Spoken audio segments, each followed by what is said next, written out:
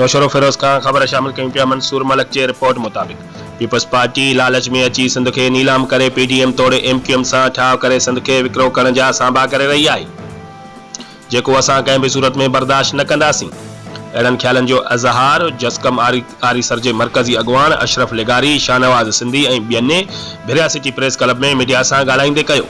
उन्हनि चयो त जस्कम आरीसर पारां 18 मार्च जे सिंध जे वसीलनि जी मालिकी गिरफ़्तार क़ौमी कारकुननि जे आज़ादीअ लाइ एहतजाज कयो वेंदो। उन लाइ हर शहर वञी दावतूं ॾेई रहिया आहियूं।